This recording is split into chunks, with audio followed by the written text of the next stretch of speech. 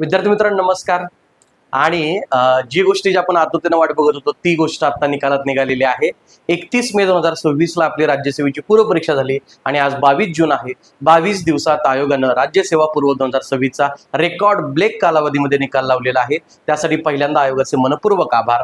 आणि दुसरी गोष्ट आता आपण त्या विषयानं सविस्तरपणे बोलणार आहोत की नक्की नेमकं काय झालं, कसं झालं आणि कोणत्या पद्धतीनं झालं आणि पुढे काय केलं पाहिजे. या सगळ्या गोष्टी आता बोलणं अत्यंत गरजेचे आहेत, कारण हा एकदम काय म्हणतो मी कमकुवत पॉईंट असतो या वेळेचा. एक जर निकाल लागलेला असतो, निकालातनं पुढे काही विद्यार्थी गेलेले असतात आणि निकालातनं काही विद्यार्थी म्हणजे काही म्हणण्यापेक्षा बरेच विद्यार्थी निकालाच्या या कट ऑफच्या पाठीमागे राहिलेले असतात. या दोघांसाठी सुद्धा काही गोष्टी बोलणं आता अत्यंत गरजेचं आहे आणि त्यामुळे तातडीने लगेच मी आता युट्यूबला हे व्हिडिओ टाकण्याचं प्रयोजन केलेलं आहे.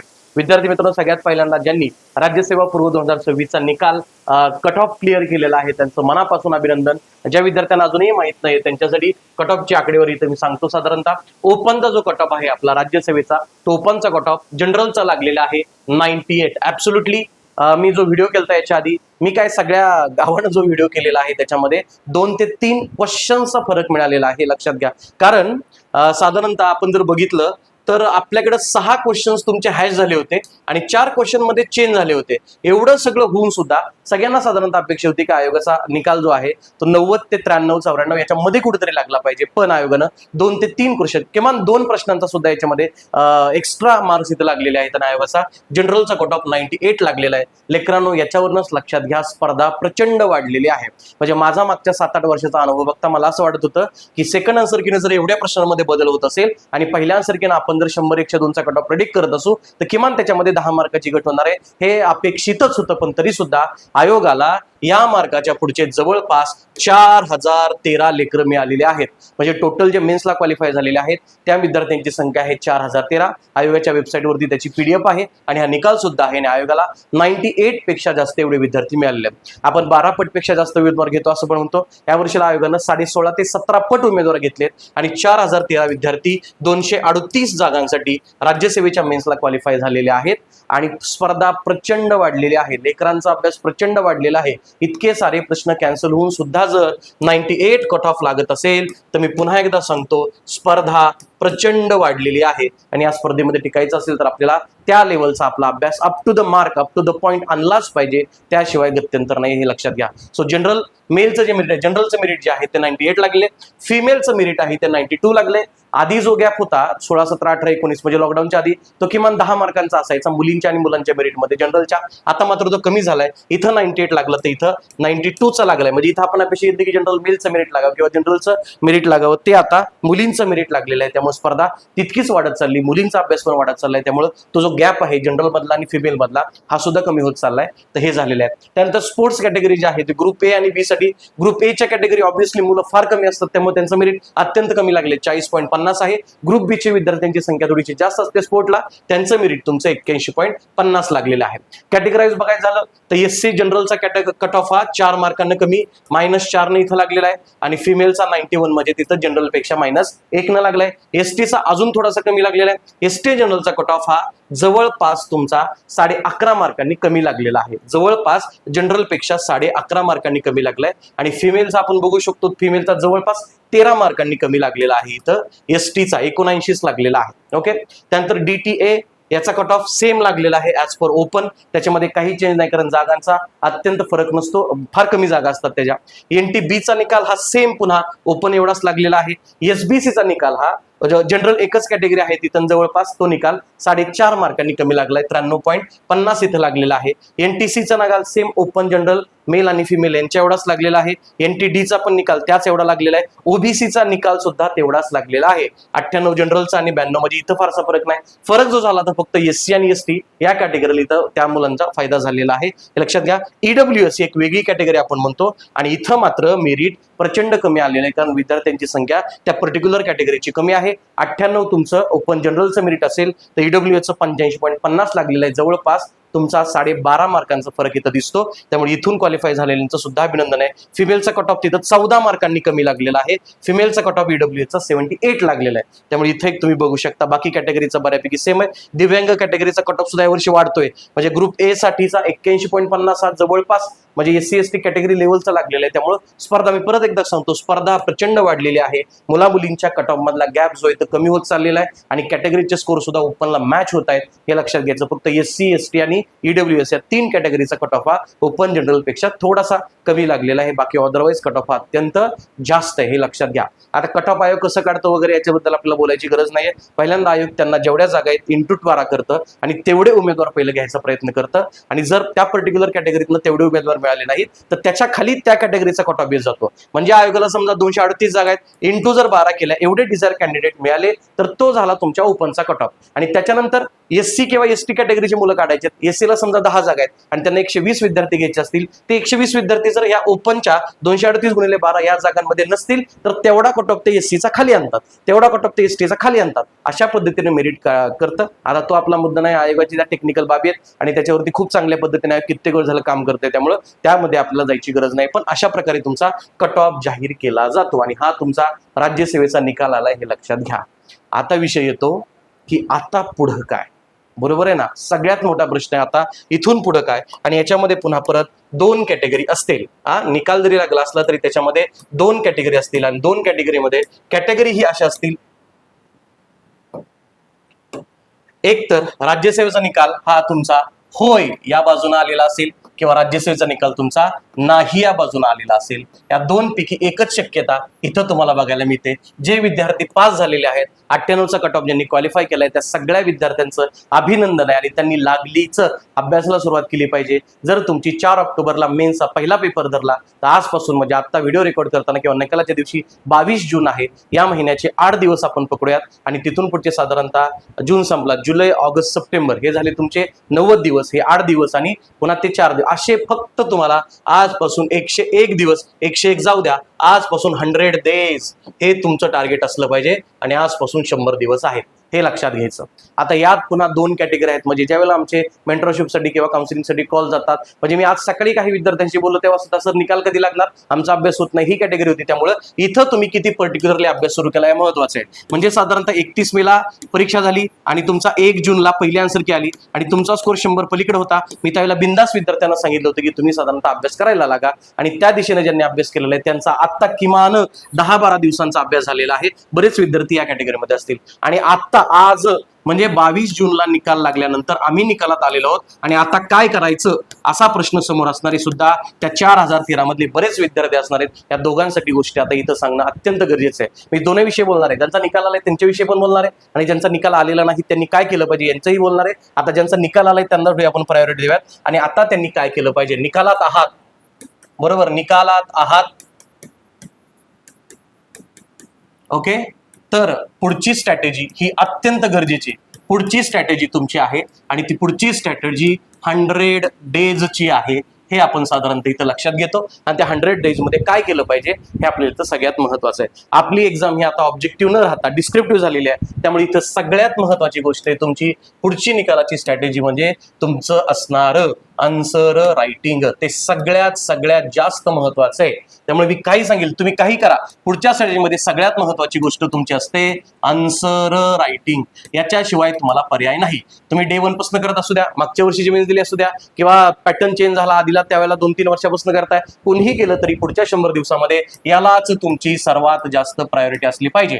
GS 1, 2, 3, 4 असेल तुमचा, SC असेल किंवा तुमच्या ऑप्शनलचे दोन्ही पेपर असतील, या सगळ्यासाठी तुमची आन्सर रायटिंगची स्ट्रॅटेजी ही सगळ्यात महत्वाची आहे. ते आपण इथं लक्षात घेऊ शकतो आणि त्याच्यावरती आपल्याला कामच करावं लागेल, त्याच्याशिवाय तुमचा पर्याय नाहीये. सो ती गोष्ट आपल्याला अत्यंत महत्वाची आणि ती सगळ्यात पहिल्यांदा तुमचं केलं पाहिजे. उत्तर लेखनाचा सराव, आन्सर रायटिंगची प्रॅक्टिस ही सगळ्यात जास्त महत्वाची आहे. मग आता तुम्ही जर आधी काय म्हणतात पक्के खिलाडी असाल, आधी UPSC केले असेल आणि आता निकालात आलेला असाल तर तुम्हाला त्याचा फारसा प्रॉब्लेम असणार नाही. पण जे विद्यार्थी आत्ताच पहिल्यांदा झालेत, मागच्या वर्षी मेन्स दिली त्यामुळे त्यांना अंदाज आले आणि ते दुसराच अटेम्प्ट करतायत किंवा पहिल्यांदाच राज्यसेवेची डिस्क्रिप्टिव्ह परीक्षा 25 पासून करतायत, त्या सगळ्यांनी स्वतःला जमत असेल, सगळी आयडिया असेल असेल तर बिनधास्तपणे स्वतःच्या लेवलवरती आन्सर रायटिंगची प्रॅक्टिस करा, आणि नसेल तर आत्ता मार्केटमध्ये खूप साऱ्या टेस्ट सिरीज अवेलेबल आहेत, मेन्सच्या आन्सर रायटिंगच्या क्रॅश कोर्सेस आहेत. तर तुम्हाला वाटेल तो, मी काय कुठल्या क्लासची जाहिरात करत नाहीये, माझ्याकडे ते सध्या अवेलेबल नाही, आपण त्याच्यावरती काम करत आहोत. पण प्रामाणिकपणे सांगतो की ज्याला तुमचा विश्वास वाटतोय, की जे कॉन्फिडन्स तुम्हाला देत आहे, असा प्रकारचा एखादा क्लास किंवा क्रॅश कोर्स जॉईन करून त्यांच्या सोबतीनं तयारी करा.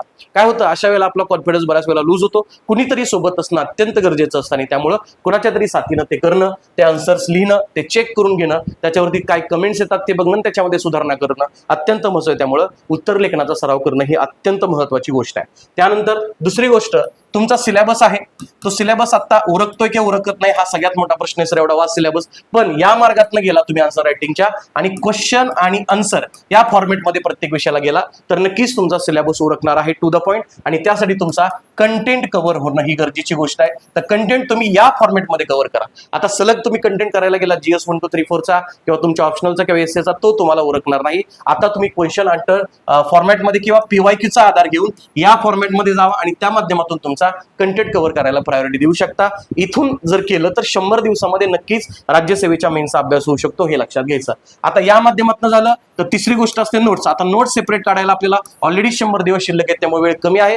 तर तुम्ही या क्वेश्चन आणि आन्सर फॉर्मॅटमध्येच तुमच्या नोट्स तयार करून ठेवा. म्हणजे तुम्ही समजा GS 1 करताय, त्यातला जॉग्राफीचं शिक्षण करताय, जॉग्राफीच्या आतापर्यंत जेवढे PYQ आहेत, मागच्या वर्षी आयोगाच्या MPSCचा 25चा पहिल्या अटेम्प्टचा PYQ आणि UPSCचे मागच्या 5-6 वर्षाचे PYQ याला समोर धरून क्वेश्चन आणि आन्सर फॉर्मॅटमध्ये तुम्ही तुमचे PYQ समोर ठेवा, आणि त्या माध्यमातून तुमच्या नोट्स तयार करा. या नोट्स पहिल्या नोट्स असतील, मोठ्या नोट्स असतील सुरुवातीला करताना, आणि पुन्हा शेवटच्या महिनाभरामध्ये याच्या मायक्रो नोट्स सुद्धा झालेल्या असतील. म्हणजे शेवटच्या काही दिवसात ज्यावेळेला एक्झाम परीक्षा सुरू होते, म्हणजे 4 ऑक्टोबरला परीक्षा झाली तर महिनाभर आपली ती चालत असते. मध्ये जो गॅप असतो प्रत्येक पेपरला, SCचा पेपर झाल्यानंतर 1 2 3 4 मध्ये जो गॅप असतो, त्याच्यामध्ये तुम्हाला या मायक्रो नोट्स प्रचंड कामाला येतात. हे क्वेश्चन आन्सर रायटिंग फॉर्मॅटमधल्या वेगळ्या नोट्स आहेत, आणि या मायक्रो नोट्स वेगळ्या आहेत. तर हे साधारणतः आपण बघू शकतो. ज्यांना अजूनही असं वाटतं की मी स्वतःच्या बळावरती करू शकत नाही, त्यांनी तुम्हाला आवडणारा, विश्वासार्ह वाटणारा मार्केटमधला चांगला क्लास कुठलाही जॉईन करा. त्यांचे मोठे क्लासेसपेक्षा क्रॅश कोर्स आहेत आता टेस्ट सिरीजच्या स्वरूपामध्ये, प्रत्येक विषयाच्या टेस्ट सिरीज त्यांनी लॉन्च केलेल्या आहेत.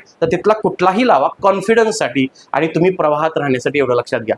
बघा विद्यार्थी मित्रांनो, 2025 मध्ये ज्या ज्या लेकरांनी मेन्स दिली त्यांनी पेपर कव्हर करून आले ना, जो विद्यार्थी शेवटपर्यंत पेपर करून आलेला आहे, कव्हर करून आणि उत्तर लिहून आलेलं आहे, त्या प्रत्येकाला फायदा होणार आहे. हे लिहून घ्या. 26ला सुद्धा तुम्हाला हेच करायचं आहे. आता भलेही जागा 400ची आपण अपेक्षा केली ती, पण त्या 238लाच राहिल्या, आणि 238ला जागा राहिल्यामुळे तुमचा कट ऑफ तितका कमी आलेला नाही, तो 98 पर्यंत गेला. हे मान्य करावं लागेल. अंदाज असतो शेवटी, प्रेडिक्शन आम्ही पण करू शकतो. आता मला सांगा, 90+ वाल्यांनी अभ्यास करा असं मी सांगितलं होतं. 90+ वाल्यांनी अभ्यास केला तो वाया जाणार नाही. आता त्यांनी काय केलं पाहिजे त्याच्याविषयी पण आपण इथे बोलणार आहोत, ते लक्षात घ्यायचं. मायक्रो नोट्स आहेत तुमचे. त्यानंतर तुम्ही साधारणतः इथं व्हॅल्यू ॲडिशन आहे. आता व्हॅल्यू ॲडिशन तुम्हाला करायला वेळ नाहीये. व्हॅल्यू ॲडिशन जिथून कुठून तुम्हाला मिळतंय, तर ते महाराष्ट्राच्या रिलेटेड पर्टिक्युलरली बऱ्याच जणांचा प्रॉब्लेम असू शकतो. तर हे कुठून रेडी मिळतंय का, तर हे बघा, आणि अशा पद्धतीने तुम्हाला रोडमॅप गेला पाहिजे. 1 2 3 4 या 4 गोष्टी तुमच्यासाठी अत्यंत महत्त्वाच्या आहेत. पुढे तुमचा इथिक्स येतो, त्यातल्या काही केसेस असतात, ते तुम्हाला पेपरमध्ये व्यवस्थित पद्धतीने उतरायचे असतात. तर तुम्हाला ही तयारी करावं लागेल. 100 डेज काफी है क्या,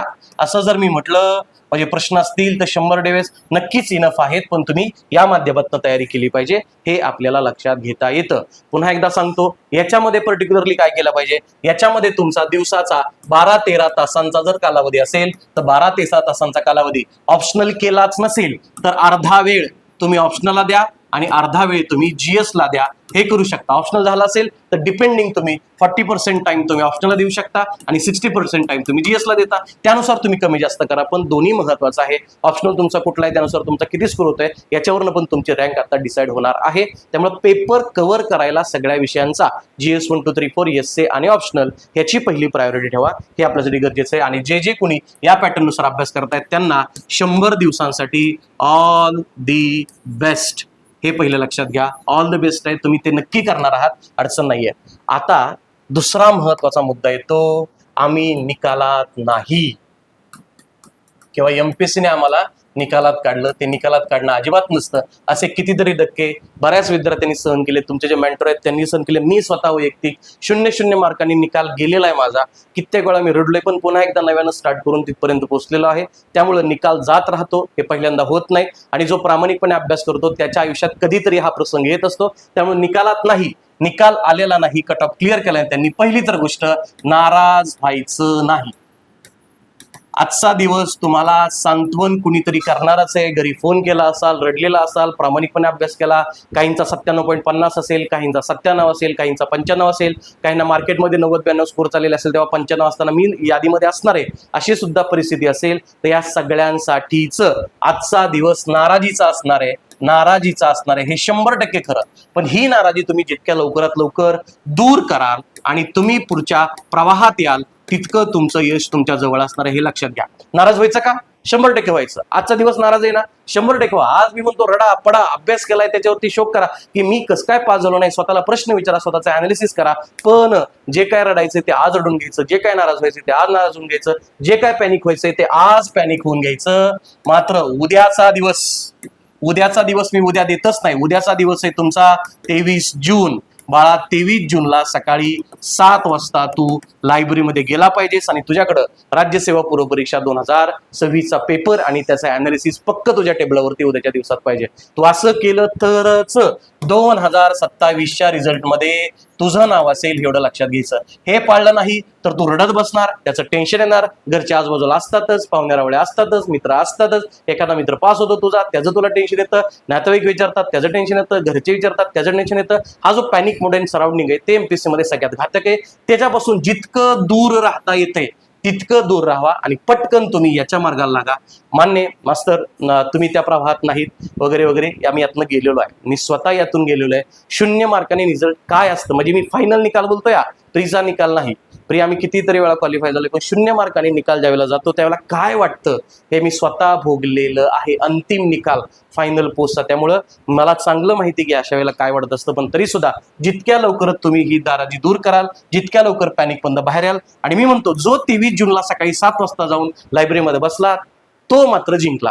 म्हणजे तू उद्या अभ्यास किती करतोय मला माहित नाही, पण उद्या लायब्ररीमध्ये जाण्याचं धैर्य तू दाखवलं, इथंच तू जिंकलेला आहे. पुढे तू नक्की काम करणार आहे, हे आपल्यासाठी अत्यंत महत्वाची गोष्ट आहे. ही आपण इथं व्यवस्थित पद्धतीने बघू शकतो. आता जे निकाल आले नाहीत त्यांच्यामध्ये पण पुन्हा 2 कॅटेगरी तुमच्या असणार आहेत, हे साधारणतः लक्षात घ्यायचं. 2 कॅटेगरी कुठल्या? एक हा तुमचा 2026चा पहिलाच अटेम्प्ट होता, युपीएससी आधी केलेली नाही. ओके, युपीएससी केलेली नाही, हे एक असू शकतं. आणि 2025 पासून अभ्यास करतोय, हा एक आहे. म्हणजे हे झाले सगळे माझ्या अंदाजे हे झाले न्यू कमर्स. ओके, आणि दुसरी गोष्ट काय, तर हे युपीएससी खेळाडू आहेत, युपीएससीचा कधीतरी अभ्यास केलेला आहे आणि त्यानंतर एमपीएससी आलेले आहेत आणि ते आता एमपीएससीचं राज्यसेवेच्या प्रीचं मेरिट कट ऑफ करू शकले नाहीत. इथपर्यंतची एक गोष्ट आहे. तर ही एक गोष्ट इथं असू शकते. या दोघांसाठी मी बोलणार आहे.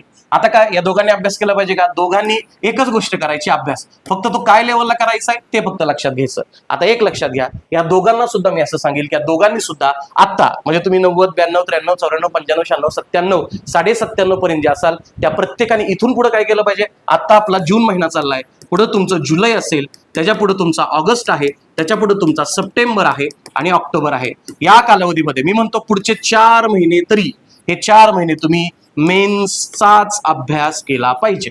मेन्स कोणासाठी पर्टिक्युलरली मी या कॅटेगरी सांगतो बरं का, जे पहिला आणि दुसरा अटेम्प्ट आहेत आणि ज्यांनी कधीही मेन्स दिली नाही त्यांच्यासाठी. मेन्सची रायटिंग प्रॅक्टिस ज्यांची कमी आहे त्यांनी प्रत्येकानं जून तर गेलाच, जुलै, ऑगस्ट, सप्टेंबर आणि ऑक्टोबर या कालावधीमध्ये तुम्ही मेन्सची रायटिंग प्रॅक्टिस केली पाहिजे. त्याच्यामध्ये पुन्हा तुमचे GS 1, 2, 3, 4 हे असतील आणि त्यानंतर तुमचे ऑप्शनल विषय असतील, यांची रायटिंग प्रॅक्टिस भरपूर करा आणि त्यानंतर आपण डिसाईड करूया. ओके, इथं जे आहेत युपीएससी वाले ज्यांनी आधी कुठेतरी युपीएससीची मेन्स दिली, रायटिंगची प्रॅक्टिस चांगली, त्यांनी काय करायचं, आता त्या सगळ्यांसाठी तुम्ही सुद्धा इथे एकतर ही रायटिंग प्रॅक्टिस करू शकता. तुमचा ऑप्शनल कच्चा असेल तर त्याच्यावरती काम करू शकता, किंवा प्रिलिमला स्कोर केला असेल तर तिथल्या एखाद्या जीएसच्या विषयावरती काम करू शकता. पण प्रत्येकानं आता सगळीकडे असं वारा आहे की पुढची जी काय राज्यसेवेची परीक्षा होणार आहे ती मे मध्ये न होता फेब्रुवारीमध्ये होणार आहे. आपण डिपेंड करूयात, असं करूयात की ऑक्टोबर पर्यंत आपल्याला मेन्स करायचे आणि ऑक्टोबर नंतर आपण घेतलं तर ऑक्टोबर नंतर सगळ्यांनाच ऑक्टोबर नंतर आपण असं लक्ष देऊ, ऑक्टोबर नंतर प्रत्येकालाच, ऑक्टोबर नंतर किंवा सुरुवातीला प्रत्येकालाच पुन्हा प्रिलिम्स करायचे. कारण आज जो आपण रडतोय किंवा आज जो आपला निकाल आला नाही तो या प्रिलिम्स